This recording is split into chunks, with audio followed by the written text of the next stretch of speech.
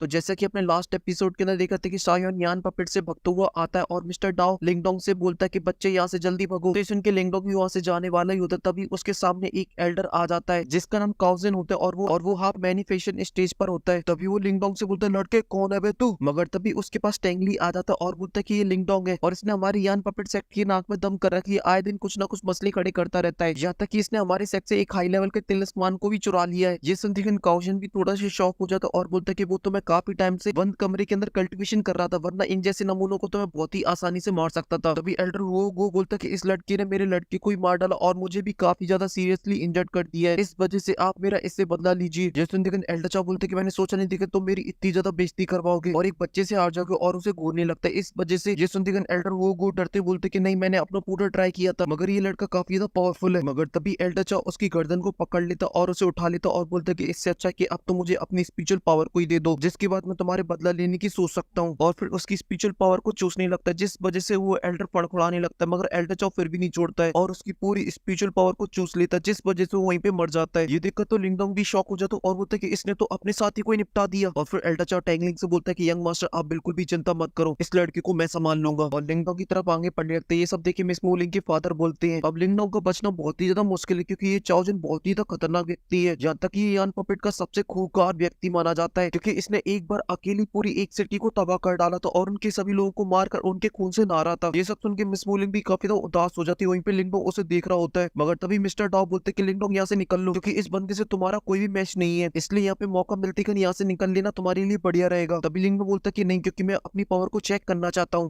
डॉ बोलता कि ठीक है, फिर बाद में मत कहना कि मैंने तुम्हें बताया नहीं। तभी साहिल उसके ऊपर दाड़ने लगता तो लिंगडोंग उससे बोलते ना मुन्ना ना, पीछे हट जा, इसके आगे मैं देखूंगा। तभी एल्डर चाव लिंगडोंग से बोलता कि बच्चे अपने सारे हथियार यूज कर ले। ये सुनती लिंगडोंग अपनी लाते घूसों की बारिश करने लगता है उसके ऊपर, मगर उसे कुछ भी नहीं होता है और वो तभी वहां से गायब हो जाता है और साइड में आ जाता है और अपना एक पंच बनाता है और लिंगडोंग के ऊपर कर देता है, मगर लिंगडोंग उससे बच जाता है। इस वजह से वो पंच जमीन में लगता है, मगर तभी वो फिर से लिंगडोंग के पास जाता है और उसके ऊपर लगे तेरी मुक्कों की बारिश कर देता है। तो लिंगडोंग उसके सभी अटैकों को बहुत ही आसानी से रोक लेता है और जैसे ही लिंगडोंग को मौका मिलता है तो उसके ऊपर किक से हमला कर देता है, मगर वो लिंगडोंग की किक को पकड़ लेता है और लिंगडोंग को गोल गोल घुमाता है और उठा के काफी दूर फेंक देता है। मगर तभी लिंगडोंग खड़ा होता है और आसमान में चला जाता है और अपनी आइस मिस्ट्री शॉट का फॉर्मेशन बनाता है और उससे हमला कर देता है, मगर एल्डर चाव उसे बहुत ही आसानी से रोक लेता है। ये देखते हैं लिंगडोंग अपना सेकंड फॉर्मेशन को बनाने लगता है, जिसका नाम होता है गोल्डन डीमन पाम, और उससे एल्डर चाव के ऊपर हमला कर देता है। जब एल्डर चाव उस अटैक को देखता है तो वो भी अपनी एक क्लाउड टेक्निक यूज करने लगता है, जिसका नाम डीमन आर्म ब्लड थर्स्टी होता है, जिस वजह से वो लिंगडोंग के हमले को बहुत ही आसानी से नष्ट कर देता है और लिंगडोंग के ऊपर जाके हमला कर देता है, मगर लिंगडोंग उससे बच जाता है और अपनी डीमन एप फॉर्मेशन को एक्टिवेट कर लेता है और फिर एक पंच को बनाता है और जाकर एल्डर चाव में जड़ देता है, जिस वजह से उसका जबड़ा हिल जाता है और वो काफी पीछे खिसका हुआ चला जाता है, मगर उससे ज्यादा कुछ नहीं हुआ था। मगर फिर लिंगडोंग उसके पास जाता है और उसके साथ फाइट करने लगता है और उन दोनों के बीच में लगे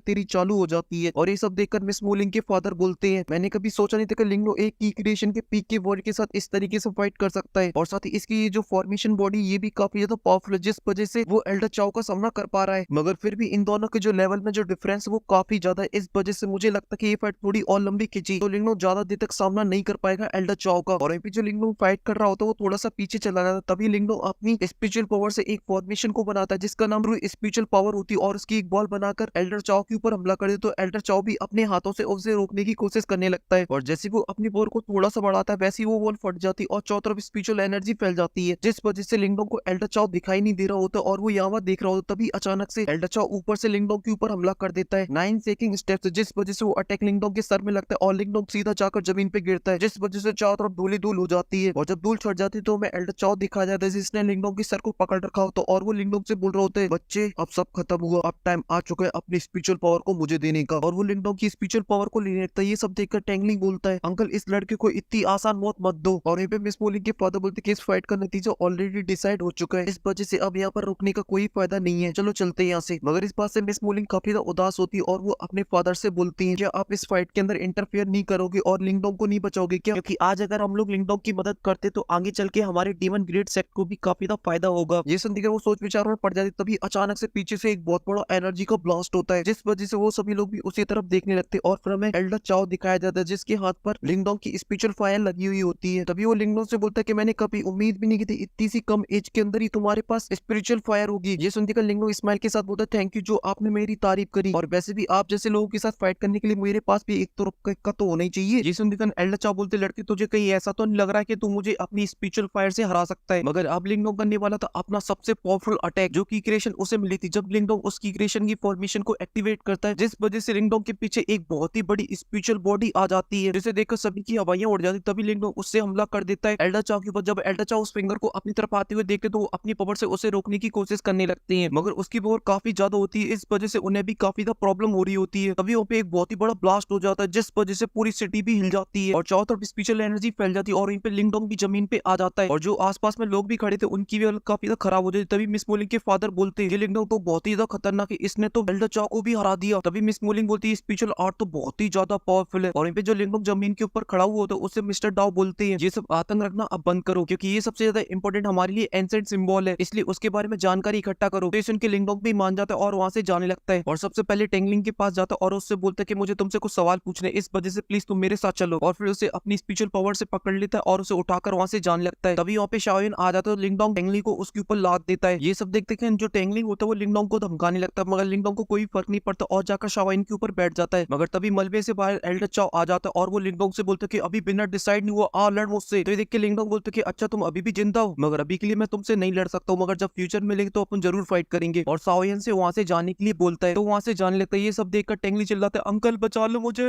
अंकल बचा लो। तो एल्डर चाओ भी लिंगडोंग को रोकने के लिए जाने लगते हैं, मगर अभी के लिए उनकी हालत काफी ज्यादा खराब होती है, इस वजह से वो नहीं रोक पाते हैं और लिंगडोंग वहां से चला जाता है। और ये सब देख के मिस मोलिंग के फादर हंसने लगते हैं और बोलते हैं इस लिंगडोंग ने तो यान पपेट सेक्ट की बैंड बजा डाली और ये हमारी सेक्ट के लिए एक अपॉर्चुनिटी भी हो सकती है। और फिर मिस मोलिंग को लेकर वहां से चले जाते हैं और यहाँ पे सीन चेंज होकर एक माउंटेन रेंज का आ जाता है, जहाँ पर टेंगली बोल रहा होता है लिंगडोंग तुमने मुझे कैद क्यों किया है, क्योंकि तुम्हारी इस हरकत की वजह से यान पपेट सेक्ट तुम्हें बिल्कुल भी जिंदा नहीं छोड़ेगा। ये सुन के लिंगडोंग बोलता है कि यान पपेट सेक्ट तो ऑलरेडी मेरे पीछे काफी टाइम से पड़ा ही हुआ है, जब से मैंने तुम्हारे एल्डर के लड़के को मारा है। तो ये सुनकर टेंगली बोलता है अगर तुम मुझे छोड़ देते हो तो मैं तुमसे प्रॉमिस करता हूँ कि यान पपेट सेक्ट तुम्हारे लिए कोई भी मुसीबत खड़ी नहीं करेगा और तुम्हारी सारी गलतियां माफ कर देगा। ये सुनकर लिंगडोंग हंसने लगता है और बोलता है कि तुमने मुझे बच्चा समझ रखा है। तो ये सुनकर टेंगली बोलता है फिर तुमने मुझे पकड़ के क्यों रखा है। तो ये सुनकर लिंगडोंग खड़ा हो जाता है और बोलता है कि मुझे तुम्हारी यान पपेट सेक्ट के बारे में कुछ इन्फॉर्मेशन चाहिए। ये सुनकर टेंगली मना कर देता, तभी जाओयान आके उसमें जड़ दे। तो टेंगली बोलता है कि तुम भले ही मुझे मार डालो और मैं कुछ भी नहीं बताऊंगा। ये सुनकर लिंगडोंग अपनी फायर को बाहर निकालता और बोलता है कि मेरे पास बहुत सारी ऐसी स्पिरिचुअल टेक्निक है जिससे मैं तुम्हारी मेमोरी से कोई भी इन्फॉर्मेशन को बाहर निकाल सकता हूँ, मगर इसमें काफी ज्यादा पेन होगा, इसलिए क्या तुम मुझे प्यार से सब कुछ बता दोगे या मैं फोर्सफुली अपनी टेक्निक का यूज करके सब कुछ पता कर लूं जिसमें तुम्हारी पूरी मेमोरी भी उड़ सकती है। ये सब सुनकर टेंगली काफी ज्यादा डर जाता है और बोलते कि ठीक है तुम्हें क्या पूछना है पूछो। ये सुनकर लिंगडोंग बोलता है जब लास्ट टाइम यान पपेट सेक्ट के अंदर एंशिएंट डाओ वांग ट्रेजर हॉल अपीयर होता था वहां पर काफी सारे ट्रेजर्स मिले थे, तो बताओ वो ट्रेजर अभी के लिए कहां पर है और वो कौन कौन से ट्रेजर्स थे। तो ये सुनकर टेंगली बोलता है कि मुझे इसके बारे में कोई भी आइडिया नहीं, मुझे नहीं पता है। तो ये सुनकर लिंगडोंग भड़क जाता है और अपनी स्पिरिचुअल पावर टेंगलिंग के दिमाग के अंदर डाल देता है, जिस वजह से टेंगलिंग को काफी ज्यादा दर्द होने लगता है और वो बोलता है कि रुको मैं तुम्हें बताता हूँ। तो लिंगडोंग भी रुक जाता है। तो टेंगली बताता है जो भी ट्रेजर्स मिले थे वो यान पपेट सेक्ट के अंदर है और अभी के लिए जो मेरे फादर वो 10 दिन के बाद उस सील को तोड़कर उसके ट्रेजर्स को बाहर निकालने वाले हैं और इस सील को तोड़ने के लिए यान पपेट सेक्ट के सभी मेंबर जुड़ने वाले हैं। जिसे निकल मिस्टर डाओ बोलते हैं मुझे लगता है जो ट्रेजरों के ऊपर जो सील लगाई गई है वो बहुत ही ज्यादा स्ट्रॉन्ग है, इस वजह से जो यान पपेट सेक्ट वो अपने सभी मेंबरों को बुला रहा है उसे तोड़ने के लिए। तभी लिंगडोंग टेंगली से बोलता है तुम्हारे सेक्ट के अंदर अभी के लिए कितने लोग हैं जो अभी के लिए मैनिफेस्टेशन स्टेज के ऊपर है। ये सुनकर टेंगली बोलता है अगर मेरे फादर को मिला लिया जाए तो 2 लोग और है। ये सुनकर लिंगडोंग सोचने लगता है कि मैं इतने सारे पावरफुल लोगों को एक साथ कैसे हराऊंगा। तभी उसके दिमाग में कुछ आइडिया आता है और वो टेंगली के सामने बैठ जाता है। तो ये देखकर टेंगली बोलता है कि अब तुम्हें क्या पूछना है, मैंने सब कुछ तो बता दिया तुम्हें। तभी लिंगडोंग बोलते कि तेरे पास जो 9th लेवल की मार्शल आर्ट टेक्निक है अब वो चुपचाप से मेरे हवाले कर दे। ये सुनकर टेंगली के होश उड़ जाते और बोलता है तुम तो बहुत ही बड़े चोर हो। और फिर सीन चेंज होकर यान पपेट सेक्ट के मेन हेडक्वार्टर में आ जाता है जब पर एल्डर चाओ बोल रहा होता है इसमें जो सारी की सारी गलती वो मेरी है, जो कि मेरे होते हुए भी वो लड़का यंग मास्टर को लेके चला गया। तभी उसके सामने बैठे वो तेंगजा बोलता है तुम हाफ मैन्युफैक्चरिंग स्टेज पे पहुंच चुके हो और एक बच्चा जो कि अभी के लिए की क्रिएशन पे है और फिर भी तुम उस बच्चे से हार गए। तो एल्डर चाओ बोलते कि इसमें भी मेरी गलती क्योंकि मैंने उस लड़के को थोड़ा सा कम आंक लिया, मगर मैं आपसे प्रॉमिस करता हूँ कि मैं उस लड़के को जल्दी मार डालूंगा और यंग मास्टर को उसके हाथों से बचा लाऊंगा। तभी एक एल्डर आगे आता और बोलते कि लीडर आप बिल्कुल भी चिंता मत करो, अपने सेक्ट के कुछ पावरफुल लोगों को भेज देता हूँ जो यंग मास्टर को जल्दी ढूंढ के ले आएंगे। तभी तेंगजा उसे रोक देता और बोलता कि अभी रुको, ये बात फैलनी चाहिए कि टेंगली को किसी ने पकड़ लिया है और वो लिंगडोंग नाम का लड़का इस एल्डर चाओ को हरा सकता है। तो डेफिनेटली वो लड़का कोई मामूली लड़का तो बिल्कुल भी नहीं होगा और साथ ही हम लोग कुछ टाइम बाद ही उस ट्रेजर की सील को भी तोड़ने वाले, इस वजह से हम उस लड़के का मकसद भी नहीं पता है कि वो आखिर चाहता क्या है, इसलिए हम अभी के लिए कोई भी गलती नहीं कर सकते हैं। इसलिए सबसे पहले जाकर इस पैलेस की सिक्योरिटी को और भी टाइट कर दो। और इसी के साथ सीन चेंज होकर मिस मोलिंग के फादर के ऊपर आ जाता है जहाँ पर एक गार्ड आता है और उन्हें बताता है ये जो यान पपेट सेक्ट की जो सिटी है उसके अंदर जो गार्डों की संख्या वो और भी बढ़ा दी गई है। मिस मोलिंग के फादर ये सब सुन के सोच विचार करने लगते और बोलते हैं ये टैंक से इतनी बड़ी सिचुएशन को इस तरीके से डील करेगा मैंने कभी भी सोचा नहीं था। तभी मिस मोलिंग बोलती कि मुझे तो दाल में कुछ जरूर काला लग रहा है क्योंकि जो टेंगली वो टेंगसा का इकलौता बेटा है, मगर फिर भी उसकी सुरक्षा के लिए वो कोई ऐसा बड़ा कदम क्यों नहीं उठा रहा है? पक्का जरूर दाल में कुछ काला है। तो की मिस मुलिंग के फादर बोलते बात तो तुम सही बोल रही, इसलिए चलो चल के पता करती हैं। और वो यान पपेट सेट की सिटी के लिए निकल जाती हैं। और वहीं पे सीन चेंज होकर लिंगडोंग के ऊपर आ जाता है, जहाँ पर लिंगडोंग ने 9th लेवल की मार्शल आर्ट टेक्निक को सीख लिया था, जिस वजह से उसके काफी सारे क्लोन बन गए थे और उसकी मदद से वो बहुत ही आसानी से पहाड़ों को तोड़ के आगे बढ़ता रहता है। तभी वो अपने सारे क्लोनों को अपनी बॉडी के अंदर लाता है और फिर जाके शाओन के पास बैठ जाता है और टेंगली से बोलता है कि तुम्हारी मार्शल आर्ट टेक्निक तो सच में काफी ज्यादा कमाल की है, इसलिए थैंक यू गिफ्ट करने के लिए। ये सुन के बेचारा टेंगली कुछ भी बोल नहीं पाता और वहीं पे लिंगडोंग निकल जाता है यान पपेट सेट के मेन हेडक्वार्टर के लिए। और इसी के साथ ये एपिसोड यहीं पे खत्म हो जाता है।